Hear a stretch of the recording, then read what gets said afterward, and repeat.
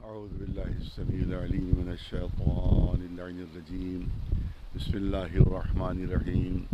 الحمد لله رب العالمين، والصلاة والسلام على سيد الأنبياء والمرسلين، سيدنا ونبينا وشفيع المذنبين أبي القاسم محمد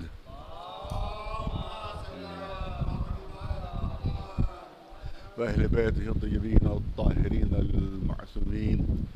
أما بعد، فقد قال الله سبحانه تبارك وتعالى في كتابه المبين وهو أصدق القائلين: وجعلناهم أئمة يهدون بأمرنا وأوحينا إليهم فعل الخيرات وإقام الصلاة وإيتاء الزكاة وكانوا لنا عابدين. صلوات بھیجتے ہیں محمد وآل محمد.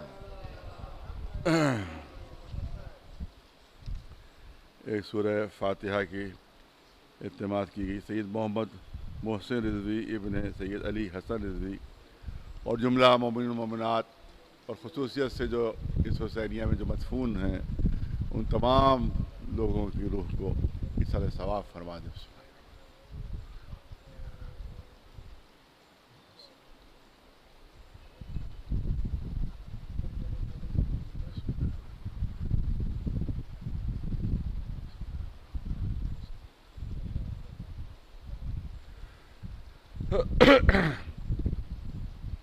تبرکاً چند جملے عزا امام حسین علیہ السلام کے سلسلے میں، کیونکہ ادھر محرم قریب آنے لگتا ہے، ادھر فتوے آنے لگتے ہیں اور مبارکبادیں بھی دی جانے لگتی ہیں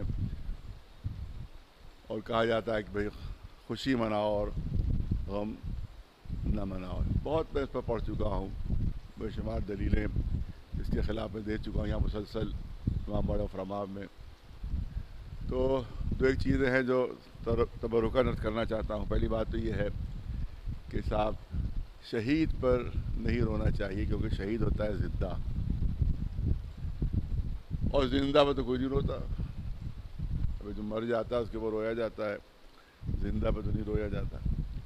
تو عجیب ایک فلسفہ ہے، ایک تضاد ہے، وہ آپ کے سامنے پیش کرنا چاہتا ہوں. ایک کنٹراڈکشن ہے جو آپ کے سامنے پیش کرنا چاہتا ہوں. ایک فتویٰ ہے کہ کسی کو وسیلہ نہ بناؤ، دعاؤں میں کسی کو وسیلہ بنانا بدعت ہے، حرام ہے، شرک ہے، مشرک ہے وہ. جو شیعوں کا قتل کا فتویٰ عام طور سے اسی بنیاد پر دیا جاتا ہے کہ یہ وسیلہ بناتے ہیں اہل بیت کو، اور وسیلہ بنانا شرک ہے، لہذا مشرک ہے. جب مشرک ہے تو واجب القتل ہے. اسی بنیاد کے اوپر لاکھوں لاکھ شیعوں کو قتل کیا گیا، لاکھوں لاکھ شیعوں کو مارا گیا، وسیلے کے بنیاد کے اوپر کہ وسیلہ بناتے ہیں اہل بیت علیہ السلام کو، لہذا مشرک ہے. تو اب پوچھا گیا کہ بھائی زمانے رسالت میں وسیلہ رسول اللہ کو بنایا گیا، یہاں تک کہ خلیفہ ثانی نے جناب ابن عباس کو وسیلہ بنایا، اور پتہ نہیں کتنے وسیلوں کے جو ثبوت خود حدیثوں میں اور تاریخ میں محفوظ ہیں کہ وسیلہ بنایا گیا. تو پھر ایک پلٹی کھائی گئی اور کہا گیا جب یہ ثابت ہو گیا کہ وسیلہ بنایا گیا اور اصحاب کرام نے وسیلہ بنایا، تو کہا گیا انہوں نے زندوں کو وسیلہ بنایا تھا. اس کا مطلب ہے کہ زندوں کو اللہ کا شریک بنا دینا شرک نہیں ہے. اب زندوں کو اللہ کا شریک بنانا شرک نہیں ہوا، مردوں کو نہ بنائیے. اب سوال یہ ہے، شرک تو شرک ہے، چاہے مردے کو آپ اس میں شریک کریں یا زندہ کو شریک کریں تو شرک ہی کہلائے گا. لیکن جب ثابت ہو گیا اور انکار نہیں کر سکے تو اب پلٹی کھائے، کیونکہ اب تو شیعوں کو تو مارنا ہی ہے، انہیں قتل ہی کرنا ہے، کوئی نہ کوئی بہانہ تو ہونا چاہیے. لہذا اب زندوں کو جو ہے وہ آپ بنا سکتے ہیں. فلاں صحابی نے بنایا، فلاں صحابی نے بنایا، یہاں تک خلیفہ ثانی کے لیے بھی رپورٹ موجود ہے کہ انہوں نے بھی وسیلہ بنایا بارش کے سلسلے میں. تو اس کے بعد یہ کہ صاحب وسیلہ، لہذا آپ زندوں کو ہے آپ بنا سکتے ہیں. زندوں کو، حالانکہ یہ خود ہی بات غلط ہے اپنی یہاں کے اوپر. شرک ہے، چاہے زندہ کو بنائے شریک، چاہے مردہ کو شریک بنائے، یہ تھوڑی ہو سکتا ہے. لیکن بہرحال چلیے ہم نے مان لیا کہ صاحب زندوں کو جو ہے وہ وسیلہ بنایا جا سکتا ہے اور مردوں کو نہیں بنایا جا سکتا. جب بھی ہم اہل بیت، بہت توجہ، جب بھی ہم اہل بیت کو وسیلہ بناتے ہیں، جب ہم ان کو وسیلہ بناتے ہیں تو ہم سے کہا جاتا ہے مردوں کو وسیلہ کیوں بنا رہے ہو، حرام ہے، شرک ہے، مردوں کو وسیلہ نہ بناؤ.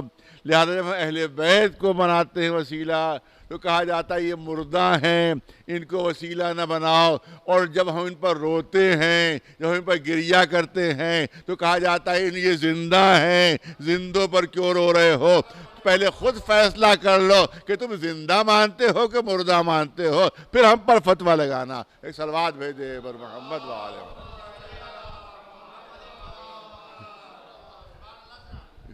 یہ عجیب فلسفہ ہے کہ صاحب چت بھی ہماری اور پڑھ بھی ہماری.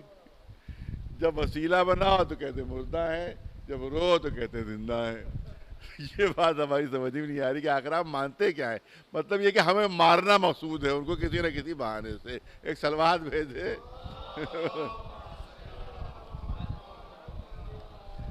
جناب حمزہ پر گریہ ثابت ہے رسول اللہ کا گریہ جناب حمزہ سید الشہداء ثابت ہے. روئے، خود فرمایا کون ہی رو رہے ہو میرے چچا پر، کوئی رونے والا نہیں ہے. ما یبکی البواکی علی امی حمزہ، ہمارے چچا حمزہ پر کوئی رونے والا نہیں ہے. تمام مسلمانوں نے اپنے مرنے والوں کو اور شہیدوں کا ماتم چھوڑ کر جناب حمزہ کا ماتم کیا. جب جناب جعفر کی شہادت کی خبر ملی ہے، یہ بھی موجود ہے، متفق علیہ حدیث کہ وہ یبکی البواکی مثل جعفر. دیکھیے بہت توجہ ہے کہ جعفر کے مثل شہیدوں پر رونے والوں کو رونا چاہیے. یہ نہیں کہا کہ جعفر پر رونا چاہیے. توجہ رہے، یہ نہیں فرمایا رسول اللہ کہ جعفر پر رونا چاہیے. اگر یہ فرما دیا ہوتا تو گریہ محدود ہو جاتا جناب جعفر کے لیے. لیکن رسول نے ارشاد فرمایا مثل جعفر جو دنیا سے رخصت ہوں ان کے اوپر گریہ کرنا چاہیے. تو جو بھی جناب جعفر کی طرح سے اپنی جان دے دے اور اپنے شہادت کا ہدیہ دے دے، اس کے اوپر رسول نے گریہ کرنے کی اجازت دے دی ہے. ایک صلوات بھیجے محمد والے. لہذا یہ صرف اور صرف نقلی طریقے پر صرف شیعوں کو قتل کرنے کے لیے اور شیعوں کے قتل کا بہانہ ڈھونڈنے کے لیے اس طرح سے یہ مفتی فتوے دیتے ہیں تاکہ شیعوں کو مسلمان ایک دوسرے کو قتل کرے، ایک دوسرے کو مارے. اور یہ پورا جو ہے وہ صہیونی سازش اور پورے اسلام دشمن طاقتوں کی سازش کے تحت یہ فتوے دیے جاتے ہیں. اب سوال یہ ہوتا ہے کہ صاحب آپ کیوں روتے ہیں اور کیوں گریہ کرتے ہیں؟ ہم سے پوچھا جاتا ہے آپ روتے ہی کیوں ہیں بھائی،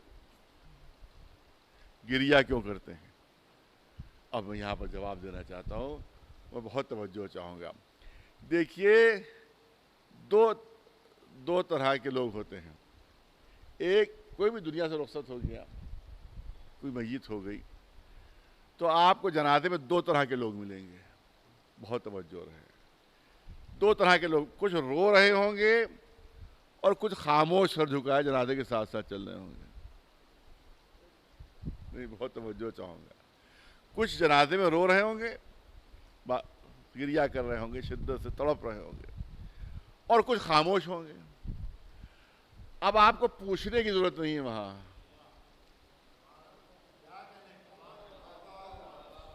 اب وہاں پر آپ کو پوچھنے کی ضرورت نہیں ہے، کیونکہ آپ خود سمجھ جائیں گے کہ جو رو رہے ہیں ان کا کوئی قریبی تعلق ہے مرنے والے سے. ارے بہت توجہ چاہوں گا. جو رو رہے ہیں ان کا قریبی تعلق ہے کوئی. اب کوئی بھی تعلق، دوستی قریبی ہو سکتی ہے، رشتہ داری قریبی ہو سکتی ہے، کوئی چیز بھی ہوتی ہے، قریبی دلی تعلق ہے. قریبی دلی تعلق ہے. رونے والے جو رو رہے ہیں ان کا گریہ اس بات کو ثابت کرے گا. پوچھنے کی ضرورت نہیں ہے، سوال کرنے کی ضرورت نہیں ہے. ان کا گریہ اس بات کو ثابت کر دے گا، ان کا رونا اس بات کو ثابت کر دے گا، ان کے آنسو اس بات کو ثابت کر دیں گے کہ مرنے والے سے ان کا دلی تعلق ہے، اس لیے رو رہے ہیں. اور کچھ لوگ صرف سر جھکائے ہوئے چلے جا رہے ہوں گے، اس سے آپ سمجھ لیں گے کہ یہ تکلفاً آ تو گئے ہیں. یہ تکلفاً آ تو گئے میت میں، مگر ان کا میت سے کوئی دلی تعلق نہیں، رسماً آ گئے ہیں، نبھانے کے لیے آ گئے ہیں، رسم دنیا کو نبھانے کے لیے آ گئے ہیں، لیکن ان کا کوئی دلی تعلق نہیں ہے۔ تو صرف اسی سے ثابت ہو جائے گا، پوچھنے کی ضرورت کوئی نہیں پوچھے گا کہ یہ رونے والے کون ہیں اور یہ جو خاموش جا رہی یہ کون ہیں، بلکہ صرف دیکھ کر سمجھ جائے گا وہ کہ جو رو رہے ہیں ان کا دلی تعلق ہے، جو نہیں رو رہے ہیں ان کا میت مرنے والے سے کوئی دلی تعلق نہیں ہے۔ لیکن ایک مقام پر سوال ہوگا، بھرپور توجہ، ایک مقام پر سوال ضرور ہوگا کہ اگر باپ مر جائے اور دو بیٹے ہوں، ارے توجہ رہے، باپ مر جائے اور دو بیٹے ہوں، ایک بیٹا رو رہا ہو اور ایک بیٹا خاموش یوں ہی بیٹھا ہوا ہو، یوں ہی ساکن و ثابت بیٹھا ہوا ہو، اب وہاں پر سوال ہوگا کہ یہ تو بیٹا رو رہا ہے، تو رونے والے بیٹے سے سوال نہیں ہوگا۔ ارے توجہ، ارے توجہ چاہوں گا، جو رو رہا ہے اس بیٹے سے سوال نہیں ہوگا کہ کیوں رو رہا ہے، اس بیٹے کے بارے میں پوچھا جائے گا کہ جو نہیں رو رہا ہے کہ یہ بیٹا تو رو رہا ہے، یہ بیٹا کیوں نہیں رو رہا ہے؟ تو جو وہاں آس پاس کے لوگ یہ بتائیں گے یہ اس لیے نہیں رو رہا ہے کہ اس کو باپ پہلے ہی آنکھ کر چکا ہے اس کی بدعمالیوں کی بنا پر، لہذا وہ نیک و صالح بیٹا ہے جو رو رہا ہے، یہ بیٹا پہلے ہی سے آنکھ شدہ ہے۔ ایک صلوات بھیجے بلند آواز، ایک صلوات بلند آواز سبحان محمد و آل محمد۔ تو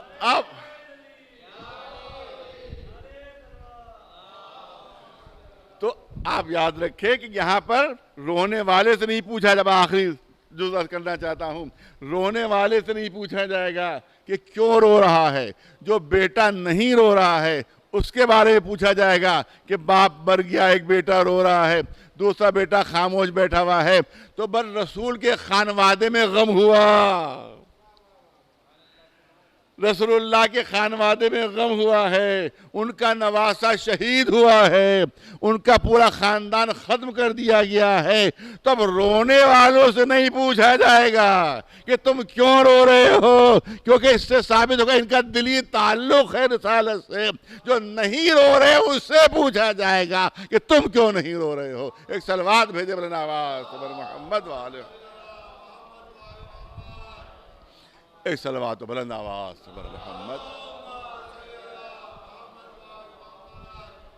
کہا گیا صاحب سب خوشی مناتے ہیں، آپ پہلے دن سال کے جو ہیں وہ غم مناتے ہیں، تو یورپ میں صاحب خوشی منائی جا رہی پہلے سال کے پہلے دن، امریکہ میں خوشی منائی جا رہی ہے سال کے پہلے دن، اور صاحب ہمیں تانا دیتے ہیں یورپ والے، ہمیں تانا دیتے ہیں امریکہ والے، ہمیں تانا دیتے ہیں سب لوگ، ارے صاحب ہم تو پہلے دن خوشی مناتے ہیں، تم لوگ غم مناتے ہو۔ تو پھر میری درخواست یہ ہے کہ جیسی خوشی وہ مناتے ہیں جس طرح سے، اس طرح سے آپ بھی خوشی منایا کیجیے۔ جب ان کی نقل ہی میں کر رہے ہیں، جب ان کی نقل ہی میں کر رہے ہیں تو جس طرح سے وہ مناتے ہیں اسی طرح سے آپ بھی منائیے۔ سب سے زیادہ شراب اس شب میں پی جاتی ہے کہ جو سال کی پہلی رات ہوتی ہے، سب سے زیادہ ایکسیڈنٹ آپ دیکھ لیجئے خبروں میں، سب سے زیادہ ایکسیڈنٹ اسی شب میں اسی دن میں ہوتے ہیں جو سال کا پہلا دن ہوتا ہے، کہ شراب میں اتنے غرق ہو جاتے ہیں، عیاشی میں اتنے غرق ہو جاتے ہیں کہ پتہ نہیں کتنے ایکسیڈنٹ کر دیتے ہیں، خود بھی اپنے کو مار لیتے ہیں، دوسروں کو مار دیتے ہیں۔ تب اسی طرح سے آپ بھی منائیے، اور یاد رکھیے کہ اگر غم امام حسین نہ ہوتا تو شاید یورپ کے نقلچی اسی طرح سے سال کا پہلا دن منایا کرتے۔ اور یہ حسین کا احسان ہے کہ اس نے تمہیں گناہوں سے بچا لیا ہے، اس کے غم سے۔ یہ حسین کا احسان ہے کہ اس نے ان گناہوں سے بچا لیا ہے جو غیر مسلم کرتے ہیں۔ تو اس کا مطلب ہے آج بھی حسین اس شخصیت کا نام ہے جو ایک مسلمان اور غیر مسلمان میں تمیز کا ذریعہ بن جاتا ہے۔ ایک صلوات بھیجے بلند آواز سبحان محمد۔ ایک صلوات بلند آواز سے بر محمد. اب ظاہر ہے کہ اس موضوع جو انتہائی بنیادی موضوع ہے جو میں نے اختیار کیا ہے کہ اعلان ہو رہا ہے وَجَعَلْنَاهُمْ أَئِمَّةً يَهْدُونَ بِأَمْرِنَا، ہم نے انہیں امام بنایا. قرآن کا کلیہ ہے، کلیہ، کوئی کہیں پر بھی استثناء نہیں ہے، کہیں پر بھی ایکسیپشن نہیں ہے. ہم بناتے ہیں.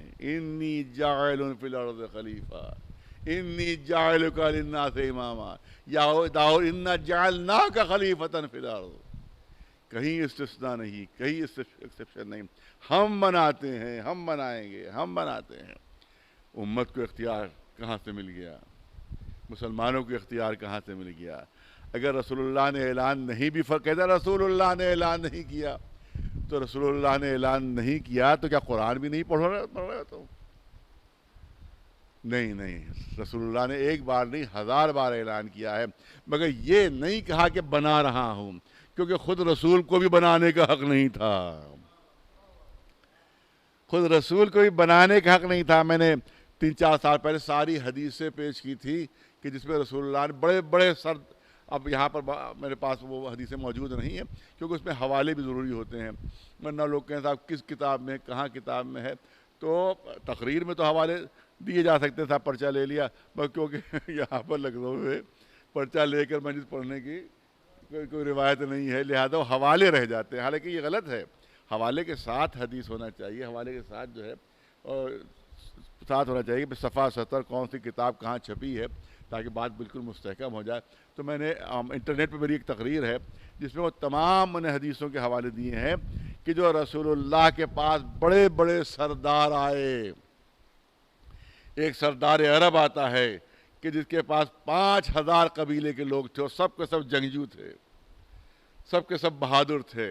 اے اللہ کے رسول، اے مسلمانوں کے رسول، ہم مسلمان ہونے کی تیار. سردار عرب کہہ رہا ہے، اس قبیلے کا سردار کہہ رہا ہے 5000 جنگجو میرے ساتھ ساتھ ہیں، 5000 بہادر میرے ساتھ ساتھ ہیں.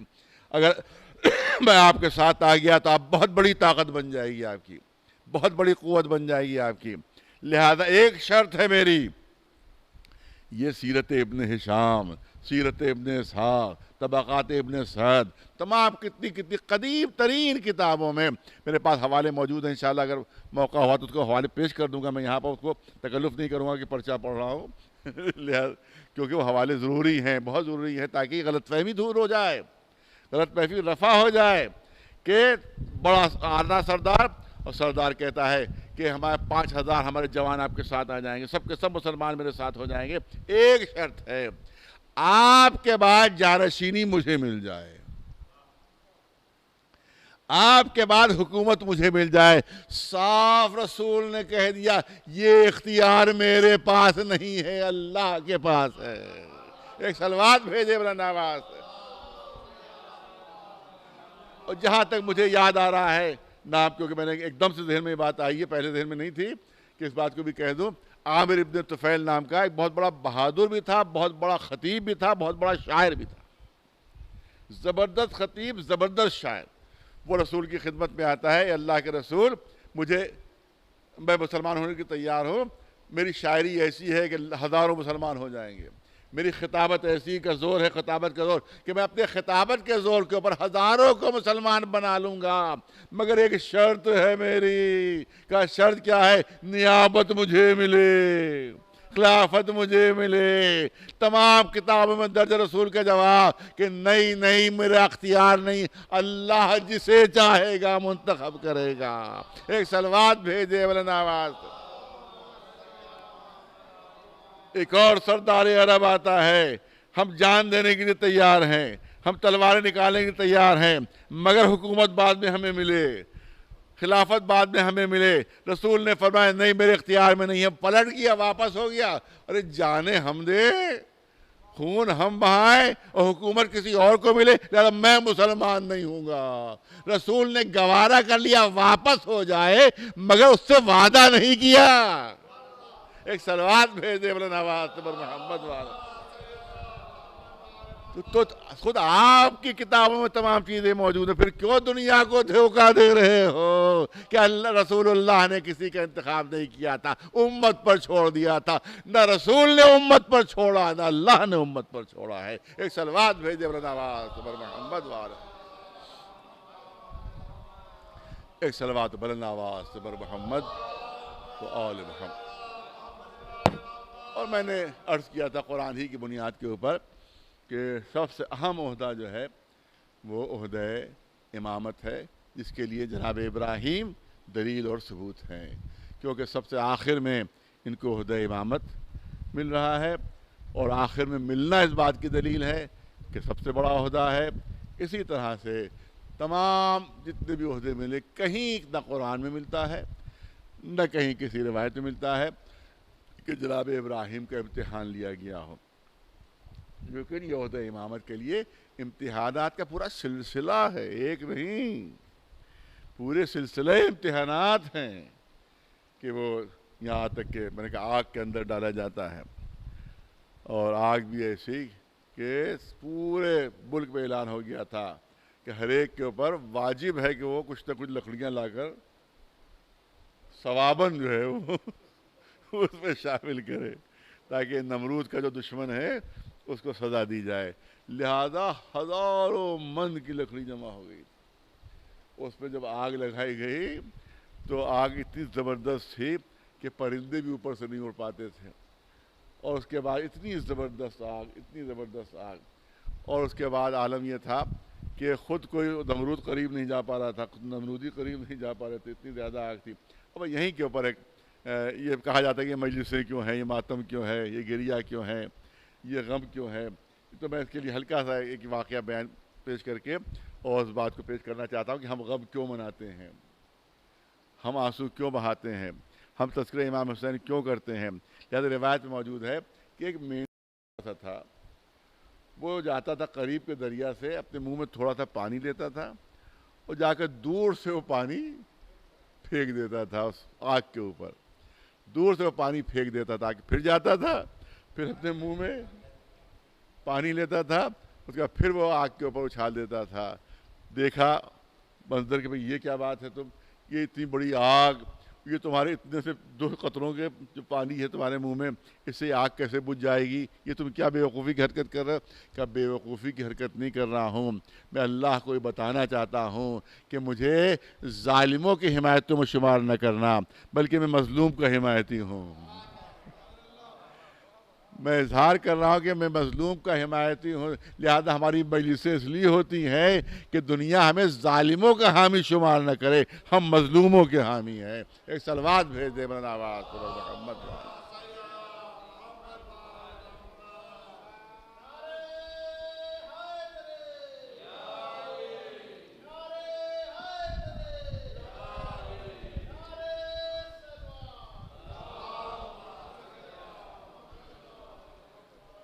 اس کے بعد سب سے آخر، اب پوری بہت زیادہ تفصیل نہیں، سب سے آخر میں جو امتحان لیا جاتا ہے تو سب سے سخت ہے، تو سب سے سخت ہے کہ اب 100 برس کے ہیں جناب ابراہیم اور 10 برس کے ہیں جناب اسماعیل۔ اس کے بعد حکم الہی ہوتا ہے، خواب کے ذریعے سے حکم الہی ہوتا ہے کہ اے ابراہیم تمہیں اسے ذبح کرنا ہے، اور اس کے بعد جناب اسماعیل کو بلا کر کہتے ہیں کہ اے اسماعیل ہمیں حکم الہی ہوا ہے کہ میں تمہیں ذبح کروں۔ تو جناب اسماعیل کے جواب بھی قرآن میں محفوظ ہے کہ ستجدنی انشاءاللہ من الصابرین، بابا آپ کو جو حکم دیا گیا ہے اس کے اوپر آپ عمل کیجیے۔ جناب ابراہیم نے فرمایا کہ میں نے خواب دیکھا ہے کہ میں تمہیں ذبح کر رہا ہوں، میں نے خواب دیکھا کہ میں تمہیں ذبح کر رہا ہوں۔ جناب ابراہیم نے یہ نہیں کہا تھا کہ مجھے حکم دیا گیا ہے، بلکہ ان کا صرف اتنا ارشاد تھا کہ میں نے خواب دیکھا ہے کہ میں تمہیں ذبح کر رہا ہوں۔ جناب اسماعیل فرماتے ہیں کہ اے بابا آپ کو جو اللہ نے حکم دیا ہے اس کے اوپر آپ عمل کیجئے۔ بھئی یہیں سے نبی اور غیر نبی کا فرق بھی معلوم ہو جاتا ہے کہ نبی اگر خواب بھی دیکھتا ہے تو وہ حکم الہی بن جاتا ہے۔ ایک صلوات بھیجے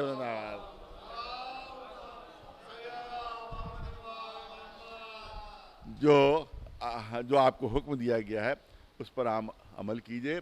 میں بہت یہاں پر صاحبان ذوق 2-3 جملے نظر کرنا چاہتا ہوں۔ اس سخت ترین امتحان کے لیے. دیکھیے 100 برس کے جناب ابراہیم ہیں، 10 برس کے جناب اسماعیل ہیں، اور باپ سے کہا جا رہا ہے بیٹے کو ذبح کرو، اور بیٹا جو ہے ذبح ہونے کے لیے تیار ہو رہا ہے کہ مجھے صابروں میں پائیے گا آپ. تو اس سخت ترین امتحان کے لیے جناب 100 برس کے ایک بوڑھے کو منتخب کیا گیا اور 10 برس کے ایک بچے کو منتخب کیا گیا. بہت توجہ ہے. 100 برس کا بوڑھا، 10 برس کا بچہ. زمین کانپ گئی، آسمان تھرا گیا، فرشتے کانپ گئے، مگر ابراہیم کے ہاتھوں میں ہلکی سی بھی لغزش نہیں تھی. ابراہیم کے ہاتھوں میں لغزش ہلکی سی بھی نہیں تھی.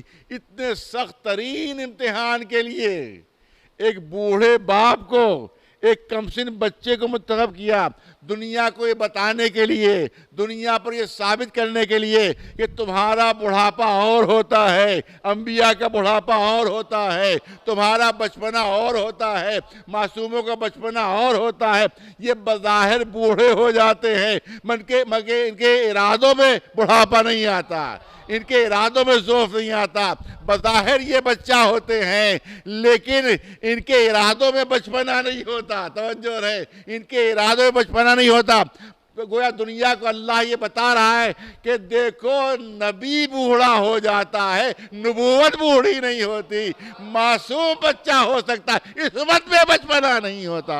ایک صلوات بھیج دے محمد وعلیہ. ایک صلوات بلند آواز بر محمد وعلیہ. اور یہاں پر وہ جو ذاکرین پڑھتے رہتے ہیں، آپ سنتے بھی رہتے ہیں، ہلکا سا اشارہ ادھر بھی ہو جائے کہ جس پر جناب ابراہیم لے کر چلے تو اب شیطان تو اپنی شیطانت سے بات آ ہی نہیں سکتا. لہذا وہ جناب ابراہیم کے پاس پہنچا. ارے صرف خواب ہی تو دیکھا ہے، وہ ایک خواب کی بنیاد پر آپ نے بیٹے کو، اکلوتے بیٹے کو ذبح کیے دے رہے. کیا لعنت ہو تجھ پر، تو شیطان ہے، بھاگ جائے یہاں سے. اسی لیے ایک کھمبا وہاں بن گیا اور وہیں کے اوپر آپ جو ہے مسلمان وہاں پر جو ہے وہ کنکریاں مارتے ہیں وہاں کے اوپر. جناب اسماعیل کے پاس پہنچا کہ بچے ہیں یہ تو بہکی جائیں گے. ارے کسی دعوت پہ نہیں لیے جا رہے، کوئی دعوت تو آج نہیں ہے، دھوکے میں نہ آنا، ذبح کرنے لیے جا رہے ہیں، تمہیں ذبح کرنے لیے جا رہے ہیں. معصوم ہے، پہچان کے شیطان ہے، لہذا لاہور پڑھی، اس کو بھگایا، بھاگ یہاں سے، تو شیطان ہے. اب جب جناب ابراہیم اور اسماعیل کو نہیں بہکا سکا تو اس نے سوچا کہ اب وہ حاجرہ تو غیر معصومہ ہے، وہ تو مجھے پہچان نہیں پائیں گی. پہنچا، دروازہ کھٹکھٹایا. جناب حاجرہ نے کہا مجھے کون ہے؟ کہ دیکھو یہ تمہارے جو شوہر لیے جا رہے ہیں اسماعیل کو، یہ ذبح کرنے کے لیے لیے جا رہے ہیں، کسی مہربانی میں نہیں لیے جا رہے ہیں. جلدی سے گھر سے باہر نکل کے روکو، جلدی سے گھر سے باہر نکل کر، ابھی زیادہ دور نہیں گئے ہیں، ابھی موقع ہے، نکلو. کہا شیطان ہے تو، جلدی سے بھاگ جا.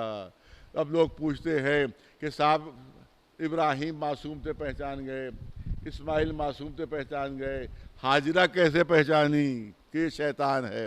تو ہمارے علماء کہتے ہیں کہ اگر وہ نبی کی بیوی کو گھر سے نکلنے کا حکم نہ کرتا تو بیوی پہچانتی نہیں، کیونکہ نبی کی بیوی کو جو گھر سے باہر نکال رہا ہے وہ سوائے شیطان کے اور کوئی نہیں ہو سکتا. صلوات بھیجے بر محمد وعلیہ.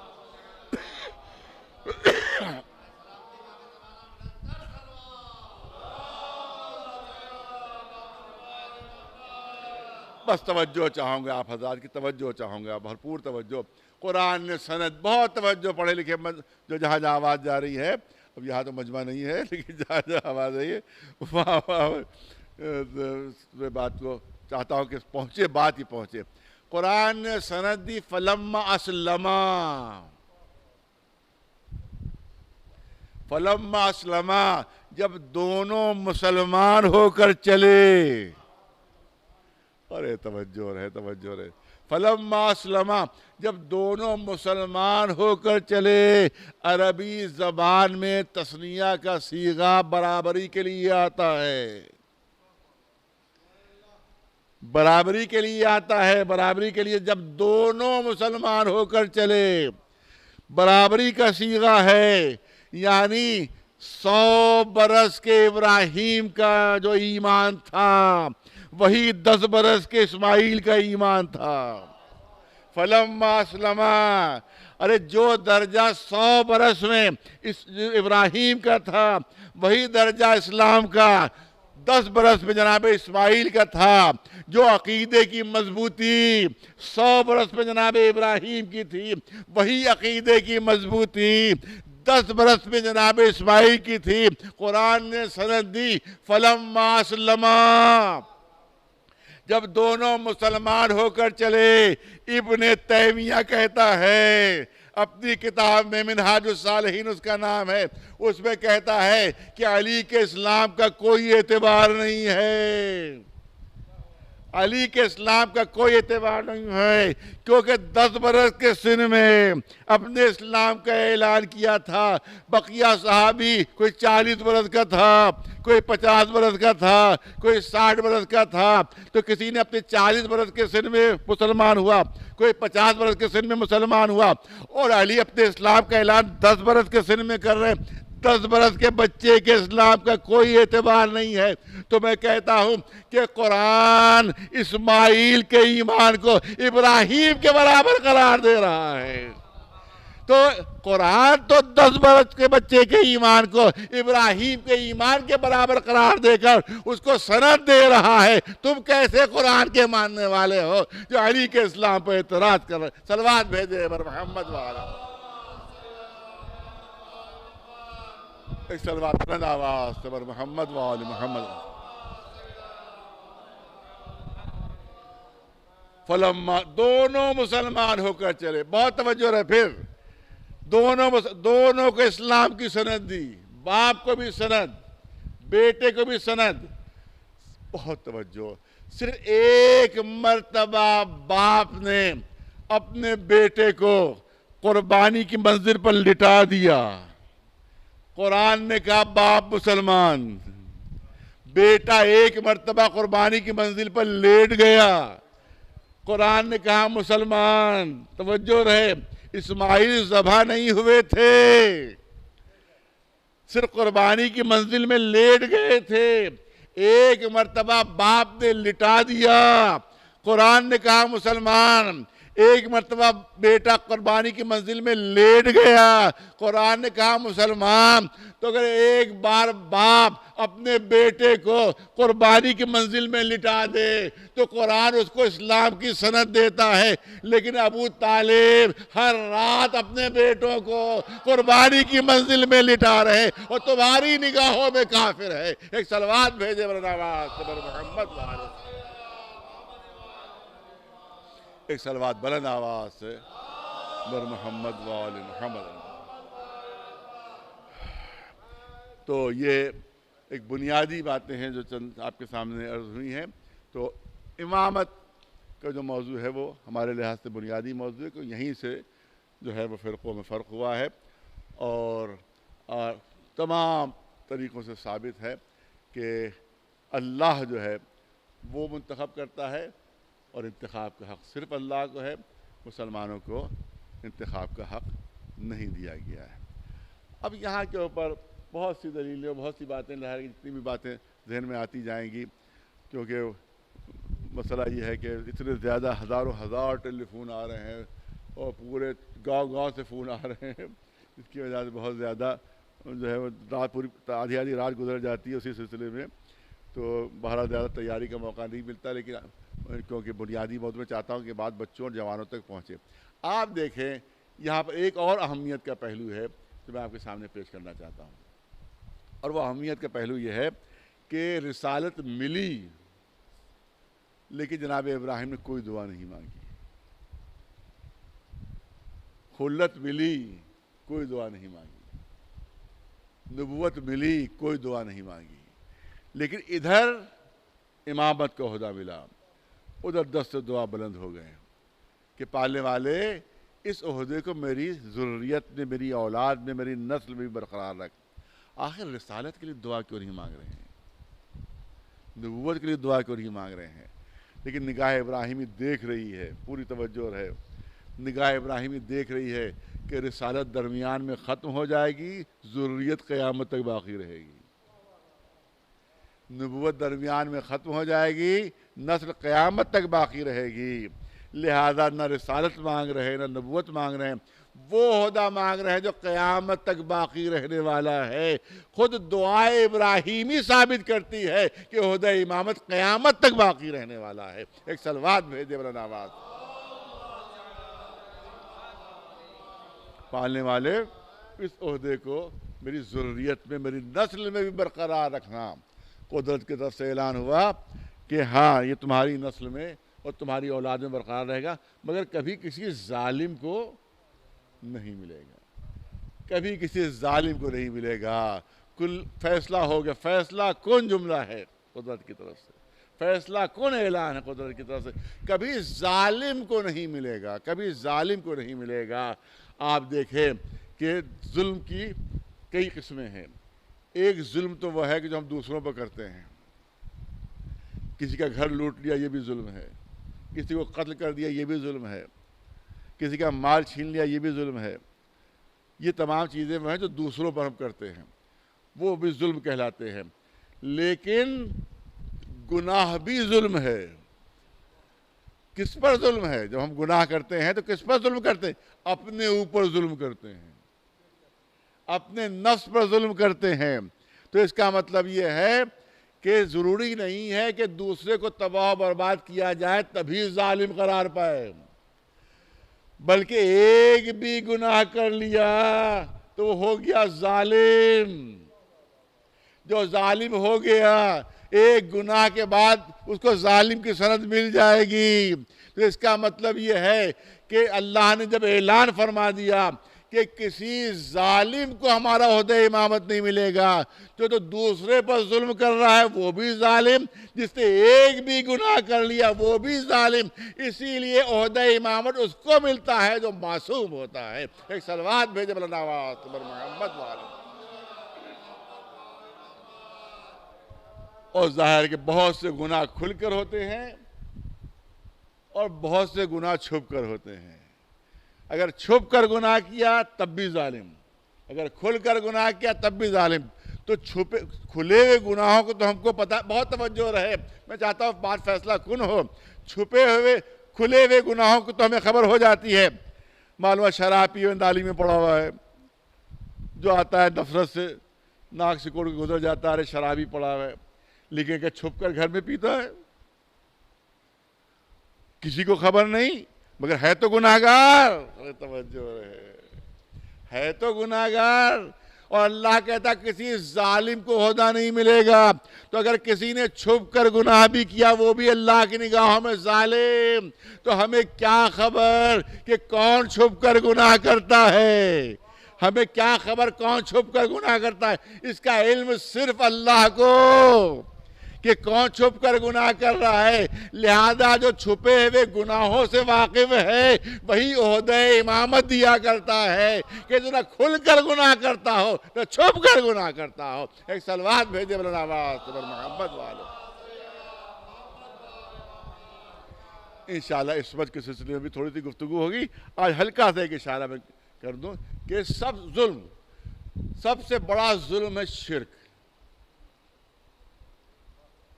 خود قرآن نے اعلان فرمایا کہ ہم ہر ظلم معاف کر دیں گے، لیکن شرک جو ہے ہر خطا معاف کریں، شرک معاف نہیں ہوگا۔ سب سے بڑا ظلم ہے شرک، سب سے بڑا ظلم ہے شرک۔ اور مشرک کی بھی 4 قسمیں ہیں، مشرک کی 4 قسمیں۔ ایک مشرک وہ جو پیدا بھی مشرک ہوا اور مرا بھی مشرک۔ بہت توجہ ہو رہے، بس اب بات کو ختم کرنا چاہتا ہوں۔ ایک وہ ہے جو پیدا بھی مشرک ہوا مرا بھی مشرک۔ ایک وہ ہے کہ پیدا تو مسلمان گھر میں ہوا مرتد ہو گیا، جیسے سلمان رشدی۔ اور بھی بہت سی مثالیں ہیں۔ سلمان رشدی تو سامنے سنا یہ ہے کہ شاید اس نے خودکشی کر لیا، پتہ نہیں کہاں تک صحیح ہے۔ ایک خبر ہے لیکن اس کی سوشل میڈیا کی خبر زیادہ معتبر نہیں ہوا کرتی، تو اب پتہ نہیں صحیح ہے کہ نہیں ہے، لیکن بہرحال پیدا مسلمان گھر میں ہوا مرتد ہو گیا۔ یہ ہو گیا پیدا ہوا مسلمان، مرا مشرک کی حیثیت سے. اب اگر وہ خبر صحیح ہے کہ اس نے خودکشی کر لی، مرا مرتد کی حیثیت سے. تو ایک پیدا ہوا مشرک، مرا بھی مشرک. ایک پیدا ہوا مسلمان، مرا مرتد. دوسرا وہ کہ مشرک پیدا ہوا، 40 برس کے سن میں کلمہ پڑھ لیا. ارے توجہ بات، یہ بھی مشرک کی قسم ہے. ارے توجہ رہے. ایک مشرک کی تیسری قسم ہے کہ پیدا ہوا مشرک، 40 برس کا سن آیا، 45 برس کا سن آیا، 50 برس کا سن آیا، اب ہو گیا کلمہ پڑھ کے وہ مسلمان ہو گیا. تو یہ ہوئی 3 قسمیں. ایک پیدا مشرک مرا مشرک، ایک پیدا مسلمان مرا مشرک، ایک پیدا ہوا مشرک 40 برس کے سن میں کلمہ پڑھ لیا، اس نے مسلمان ہو گیا. اور ایک قسم وہ ہے کہ ماں کی گود سے لے کر قبر کی گود تک کبھی کوئی شرک کیا ہی نہ ہو. ماں کی آغوش سے لے کر اور قبر کی آغوش تک کبھی شرک نہ کیا ہو. تو بتاؤ اللہ کسے منتخب کرے گا؟ کسے منتخب کرے گا؟ مولا علی کے ارشاد یہ ہے کہ میں وہ شخصیت ہوں کہ کبھی ایک لمحے کے لیے بھی میں نے غیر اللہ کی طرف سر نہیں جھکایا ہے. اسی لیے مسلمان عالموں نے سر دی کرم اللہ وجہہ. ارے یہ چہرہ وہ ہے جو کبھی زندگی میں غیر اللہ کی طرف جھکا ہی نہیں ہے. ایک صلوات بھیجے مولانا آواز محمد والا.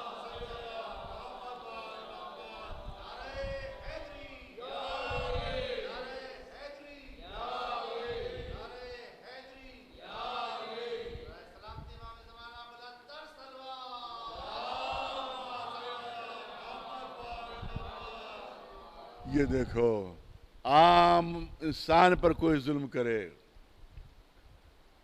تو ظالم ہے، جو مسلمان پر ظلم کرے وہ اس سے بڑا ظالم ہے. کسی بھی عام انسان پر ظلم کرنے کی اجازت نہیں ہے کہ آپ کوئی غیر مسلم ہے تو آپ کو اجازت پر ظلم کرنے کی نہیں، اجازت نہیں ظلم کر سکتے. بلکہ یہاں تک حدیث میں ہے کہ مسلمان اگر کسی غیر مسلم پر ظلم کرے گا تو اللہ مسلمان کی بات نہیں مانے گا، اس کافر کی بات مانے گا. اور حدیث ہے کہ مظلوم کی آہ میں کفر رکاوٹ نہیں بنتا. یہ حدیث ہے، یہ رسول اللہ کا ارشاد ہے کہ مظلوم کی آہ کو پہنچنے میں اللہ تک کفر رکاوٹ نہیں بنتا ہے. یعنی اگر مظلوم کافر بھی ہے تو اس کی آہ اللہ سنتا ہے، چاہے ظالم مسلمان ہی کیوں نہ ہو، ظلم کرنے والا مسلمان ہی کیوں نہ ہو. تو اس کا مطلب یہ ہے کہ اگر کسی نے غیر مسلم پر بھی ظلم کیا وہ بھی ظالم کہلائے گا. کسی نے مسلمان پر ظلم کیا تو وہ اس سے بڑا ظالم. اور اگر کوئی خانوادہ رسالت پر ظلم کر رہا ہو، کوئی خانوادہ اہل بیت پر ظلم کر رہا تو اس سے بڑا ظالم کون ہوگا؟ کبھی فاطمہ زہرا کے دروازے پر لکڑیاں ہیں، آواز دی جا رہی ہے کہ علی کو باہر نکالو ورنہ ہم گھر کو جلا دیں گے. شہزادی فریاد کر رہی ہے کہ اس گھر میں تو میرے چھوٹے چھوٹے بچے، اس گھر میں تو حسن حسین ہیں، کیا بچوں سمیت گھر کو جلا دو گے؟ کیا حسن حسین سمیت گھر کو جلا دو گے؟ آنے والوں نے کہا کہ ہاں ہم بچوں سمیت گھر کو جلا دیں گے.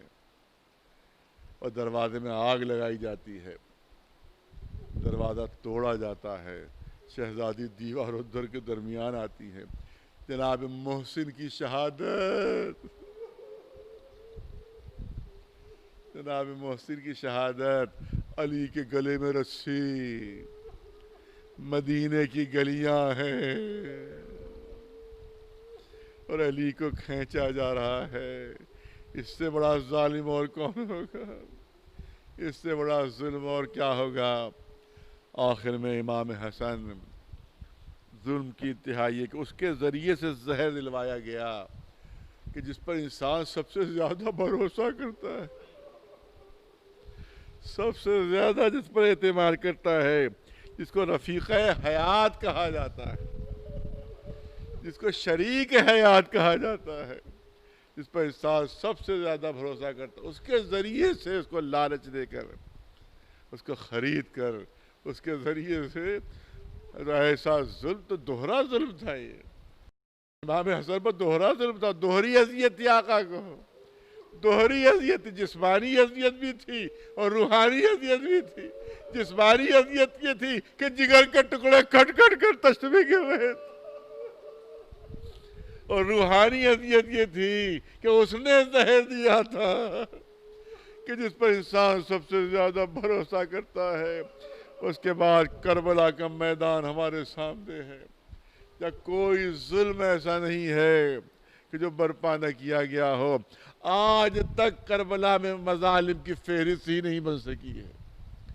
آج تک کتنے ظلم ہوئے کربلا میں، اس کی فہرست ہی نہیں بنی ہے کہ کتنے ظلم ہوئے، کتنے ظلم ہوئے۔ چھوٹے چھوٹے بچوں پر ظلم، معصوم بچیوں پر ظلم، ننھے سے علی اصغر پر ظلم۔ ارے مظالم کی انتہا آج تک فہرست مکمل نہیں۔ لاکھ کوئی فہرست بنائے اور اس کے بعد دعویٰ کرے کہ ہم نے کربلا کے سارے مظالم لکھ دیے، سارے مظالم لکھ دیے، مگر کوئی آگے بڑھ کر کہہ سکتا ہے ارے تم نے یہ ظلم تو لکھا ہی نہیں، تم نے یہ ظلم تو لکھا ہی نہیں۔ ہاں عزاداروں، میں نے کہا کہ کربلا کا میدان وہ میدان ہے کہ جہاں ایک آئینہ خانہ ہے کہ جس میں 72 حسین نظر آ رہے ہیں۔ جو اصحاب امام حسین ہیں ان کی قربانیوں میں بھی کوئی کمی نہیں ہے۔ کربلا میں 2 مائیں ایسی ہیں، میں چاہتا ہوں کہ ایک شہید کا تذکرہ، ایک صحابی حسین کا تذکرہ۔ کربلا میں 2 مائیں ایسی ہیں کہ جن کے سامنے ان کے بیٹوں کو ذبح کیا گیا۔ 2 مائیں ایسی ہیں، ایک مادر جناب وہب ہیں کہ جن کے بیٹے کو ان کے سامنے ذبح کیا گیا، اور دوسرے بیوے جناب مسلم ابن اوسجا ہیں کہ جن کے بچے کو ان کے سامنے ذبح کیا گیا۔ تاریخ کہتی ہے جناب مسلم ابن اوسجا بڑھاپے کا عالم ہے۔ والد مرحوم یہ مصائب کبھی کبھی پڑھتے تھے اس مسجد میں، لہٰذا میں انہی کی تاثیر میں یہ مصائب پڑھ رہا ہوں کہ جناب مسلم ابن اوسجا بڑھاپے کا عالم ہے، زوجہ ساتھ ہے، ایک چھوٹا سا بچہ ساتھ ہے، میدان جنگ میں جاتے ہیں، داد شجاعت دیتے، بہادری کا مظاہرہ، بڑھاپے کے عالم میں زخمی ہو کر گرے، آقا حسین سرحانے پہنچ گئے، مجاہد کا سر جلتی زمین سے اٹھا کر اپنے زانو پر رکھا۔ حسین نے کبھی گوارا نہیں کیا کہ کسی مجاہد کا سر جلتی زمین پر رہے۔ ہر ایک کے سرحانے پہنچے، مسلم نے اوسجا کا سر اپنے زانو پر رکھا۔ اس وقت جناب حبیب زندہ تھے، حیات تھے، ساتھ ساتھ تھے، جناب حبیب ساتھ ساتھ ہے۔ جناب مسلم نے آنکھ کھولی، بس دم نکلنے والا ہے، روح پرواز کرنے والی ہے۔ بعض روایتوں میں ہے کہ حبیب کو ہاتھ کے اشارے سے قریب بلایا، بعض روایتوں میں کہ آنکھوں کے اشارے سے قریب بلایا، اور اس کے بعد جب قریب آئے حبیب تو ذہن میں تصور ہوگا کہ جو بیوی ساتھ میں تھوڑی دیر میں بیوہ ہو جائے گی، شاید اس کے لیے وصیت کریں، بچہ ساتھ میں ہے جو چند لمحوں میں یتیم ہو جائے گا، شاید اس کے لیے وصیت کرنا چاہتے ہیں۔ لیکن تاریخ کربلا گواہ ہے کہ جیسے ہی حبیب قریب آئے، مسلم نے اشارہ کیا امام حسین کی طرف، اے حبیب اوصیک بہذا الرجل، اے حبیب جب تک میں زندہ رہا حسین پر کوئی آنچ نہیں آنے دی، اے حبیب وعدہ کرو جب تک زندہ رہو گے حسین پر کوئی آنچ نہیں آنے دو گے۔ مولا مسلم نے اوسجا کا لاشا لے کر گنج شہیدہ میں پہنچے، گنج شہیدہ میں لاشا رکھا، لاش رکھ کر مڑے ہی تھے کہ دیکھا کہ خیمے کا پردہ اٹھتا ہے اور ایک چھوٹا سا بچہ دوڑتا ہوا میدان کی طرف چلا۔ بچہ اتنا کمسن تھا کہ کمر میں جو تلوار بندھی ہوئی تھی وہ زمین پر خط دیتی جا رہی تھی۔ جیسے ہی میدان کی طرف ننھے سے بچے کو جاتے دیکھا، امام نے فرمایا اے حبیب دیکھیے یہ کس کا بچہ ہے جو میدان جنگ کی طرف جا رہا ہے؟ ارے تیروں کی بارش ہو رہی ہے، کہیں اس بچے کو کوئی تیر نہ لگ جائے، کہیں یہ بچہ زخمی نہ ہو جائے، اے حبیب جائیے اس بچے کو واپس لے آئیے۔ حبیب دوڑ کر بچے کے قریب پہنچے، بچہ اتنا چھوٹا تھا، حبیب نے گود میں اٹھا لیا، گود میں اٹھائے مولا کی خدمت میں پہنچے۔ مولا نے پوچھا کس کے نور نظر ہو، کس کے لگتے جگر ہو؟ اس بچے نے جواب دیا آقا ارے جن مسلم کی لاش ابھی آپ لے کر آئے ہیں میں انہی کا بیٹا ہوں۔ یہ سننا تھا، مولا فرماتے ہیں حبیب اس بچے کو خیمے میں واپس کر دیجئے، اس کی ماں کے لیے اس کے باپ کا غم کافی ہے۔ یہ سننا تھا، اس بچے نے جواب دیا آقا یہ سر پر جو چھوٹا سا ماما ہے یہ ماں نے اپنے ہاتھوں سے باندھا ہے، ارے کمر میں جو تلوار نظر آ رہی ہے یہ ماں نے اپنے ہاتھوں سے باندھی ہے۔ ارے گفتگو ہو رہی تھی، تیرے خیمہ سے آواز آتی ہے آقا ایک بیوہ کا ہدیہ ہے۔ اے آقا رد نہ کیجئے گا، ایک بیوہ کا ہدیہ ہے۔ حسین نے حسرت سے آسمان کی طرف دیکھا، ارے پالنے والے تو دیکھ رہا ہے مجھ پر وہ وقت آ گیا ہے کہ چھوٹے چھوٹے بچے اپنی جانیں مجھ پر نچھاور کر رہے ہیں۔ بچہ میدان میں جاتا ہے، ماں در خیمہ سے بچے کا منظر دیکھ رہی ہے، زخمی ہو کر بچہ گرا، ارے قاتل خنجر لے کر آگے بڑھا، قاتل بھی دیکھ رہا ہے کہ ماں در خیمہ پر کھڑی ہوئی ہے، قاتل کو بھی خبر ہے کہ ماں سامنے کھڑی ہوئی ہے، ارے ماں کے سامنے بچے کے گلے پہ خنجر چلا، سر جدا ہوا۔ ظلم کی انتہا یہ کہ قاتل نے وہ سر ماں کی طرف اچھال دیا۔ ہزاروں اب تک تو صبر ہوا لیکن اب بیوہ مسلم سے صبر نہ ہو سکا، دوڑ کر آگے بڑھی، بچے کا سر اٹھایا، اپنے سینے سے لگایا، پیشانی سے خون پوچھا، اس کے بعد روایت کہتی ہے دوبارہ قاتل کی طرف سر اچھال دیا کہ جو ہم راہ خدا میں دے دیتے ہیں وہ واپس نہیں لیتے۔ اے بیوہ مسلم آپ کا صبر مثالی ہے، مگر کم از کم آپ کو اتنا موقع تو مل گیا کہ بیٹے کا سر اپنے سینے سے لگا لیا، پیشانی کو چوم لیا، رخساروں کو بوسہ دے دیا۔ ارے دیکھ لیجئے کہیں ام لیلہ یہ منظر تو نہیں دیکھ رہی؟ ارے کیا اس ماں کے دل میں یہ حسرت نہ ہوگی کہ کاش علی اکبر کا سر بھی مجھے مل جائے، ایک مرتبہ سینے سے لگا لو، ایک مرتبہ پیشانی کا بوسہ دے لو۔ لیکن کربلا سے کوفے سے شام، دو کے نیزہ علی اکبر کا سر، میں شہزادی کی خدمت میں ہاتھ جوڑ کر عرض کروں گا اے شہزادی اگر آپ کو بچے کا سر مل بھی جاتا تو آپ اس کو سینے سے لگاتی کیسے؟ ارے پورے راستے ہاتھ پسے گردن سے بدھے۔ ماں کے دل میں حسرت رہ گئی، کاش علی اکبر کا سر مجھے ملے، میں اپنے سینے سے لگا۔ سَيَعْلَمُ الَّذِينَ ظَلَمُوا أَيَّ مُنقَلَبٍ يَنقَلِبُونَ أَلَا لَعْنَةُ اللَّهِ عَلَى الْقَوْمِ الظَّالِمِينَ۔